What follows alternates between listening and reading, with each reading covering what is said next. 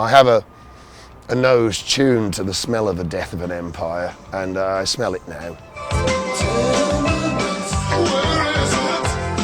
I watched my dad struggle and suffer with the demise of the British Empire.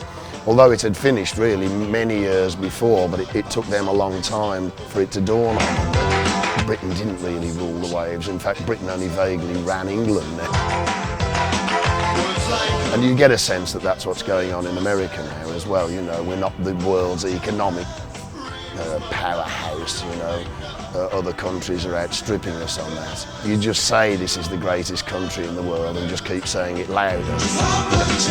You don't actually have to do anything to make it so, you know. Anybody who wanted to know about the war in Afghanistan could have just read Rudyard Kipling's poems from 130 years ago. When you're wounded and left on Afghanistan's plains, and the women come out to cut up what remains, just roll to your rifle and blow out your brains and go to your gourd like a soldier.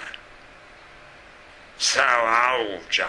We have to be careful because Afghanistan can sometimes end empires. That was the last nail in the coffin for the Russian Empire, really, wasn't it, you know?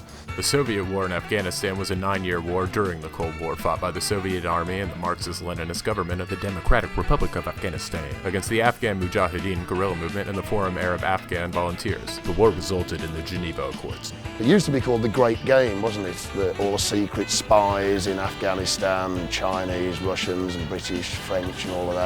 It's called the Great Game in the Victorian time. So it's amazing that the Great Game is still going on.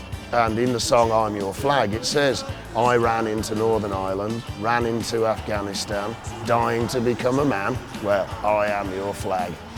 Just about how nationalism can turn into jingoism. It's one thing to love your country, but it's another step to hate everybody else on the strength of it, you know. We have to be very careful of that over here in America, I think.